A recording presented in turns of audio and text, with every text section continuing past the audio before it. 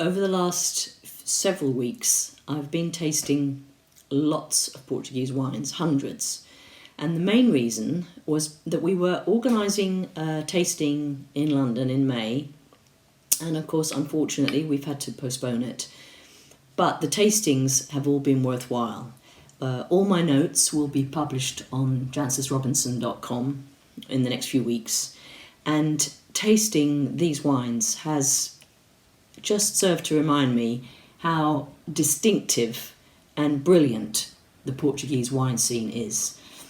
There were so many great wines, and it's incredibly difficult to pick out one, but I have just chosen to mention this one.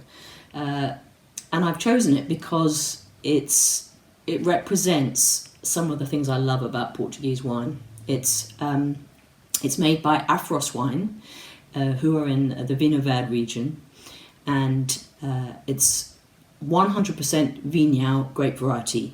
Now, Vinhão is actually the most widely planted dark skin variety in the region, but most people know of Vinhos Verdes for white wine.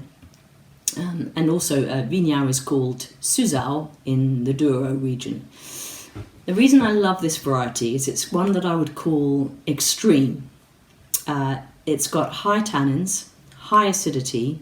The colour is ridiculous. It's so dark, it's black in the middle.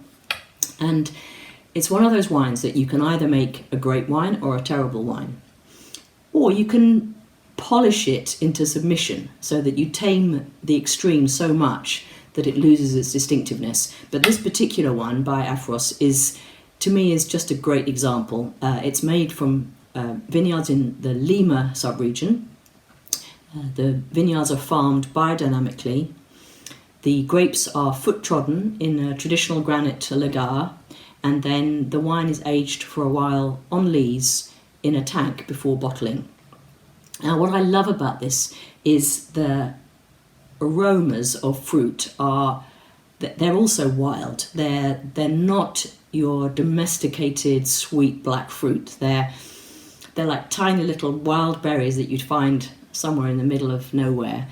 And although the acidity is high, it gives you a mouth-watering wine, not a sour acidic wine. And the tannins, they're certainly there, and they're not polished out of existence, but they are perfectly well balanced with the intensity of the fruit, and you end up with this vibrant, distinctive, wild, delicious wine.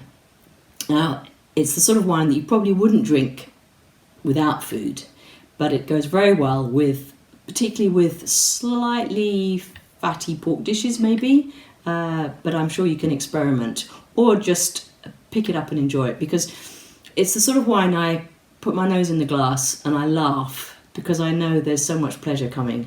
And that's the way it is with so many Portuguese wines, both red and white and fortified and sweet, from so many different regions and from winemakers who are giving everything to show what their vineyards can do.